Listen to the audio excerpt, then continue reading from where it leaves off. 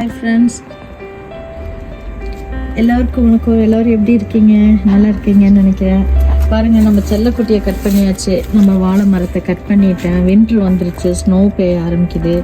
அதனால் கட் பண்ணிவிட்டு ஃபுல்லாக வைக்கப்பில் போட்டு ஃபுல்லுமே வைக்கப்பில் போட்டு வச்சுருக்கேன். நான் பாருங்கள், நிறைய வைக்கப்பில் போட்டு அந்த வேர்லாம் வேருக்குள்ளெல்லாம் ஸ்னோ இறங்காமல் இருக்கிறதுக்காக எல்லாம் பாதுகாப்பாக வச்சுருக்கேன்.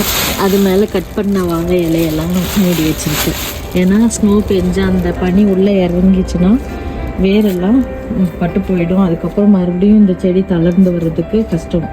அதனால் நான் இந்த மாதிரி பண்ணி வச்சுருக்கேன் பாருங்கள்.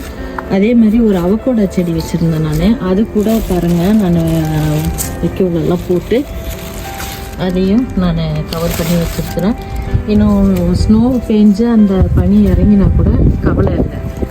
அதே மாதிரி இன்னொரு செல்லக்குட்டி வாழை நாங்கள் கட் பண்ணி எல்லாத்தையும் இதையும் ப்ரொடெக்ட் பண்ணி வச்சுருக்கேன். இனி அடுத்த மார்ச் ஏப்ரலில் தான் நான் இதை ஓப்பன் பண்ணி பார்ப்பேன். இப்படியே நம்ம விட்டுட்டோம்னா, கவர் பண்ணாமல் விட்டுட்டோம்னா வின்டரில் இந்த செடி போயிடும். அதுக்கப்புறம் தளைஞ்சு வராது.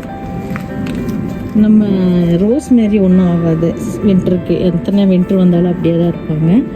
மற்றபடி இந்த பாருங்கள், இந்த சவுச்சவெல்லாம் ஒன்றுமே வரல, எதுவுமே வரல, காயே வரல, என்னன்னு தெரில. அதனால் இதெல்லாத்தையும் கட் பண்ணிவிட்டு, பெரிய பந்தலாக இருந்துச்சு, எல்லாத்தையும் கட் பண்ணிவிட்டு அந்த இதெல்லாம் போட்டு ப்ரொடெக்ட் பண்ணி வச்சுருக்கேன் நான் செடிஸ்.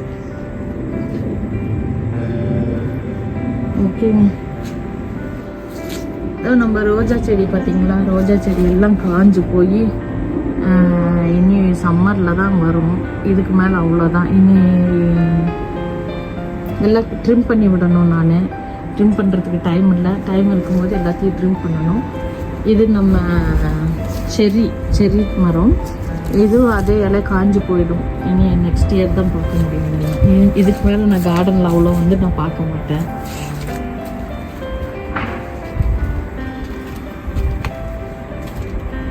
இந்த கத்திரிக்காய் செடி பார்த்திங்கன்னா பாருங்கள், எல்லாமே போயிடுச்சு. இன்னும் அவ்வளோதான்.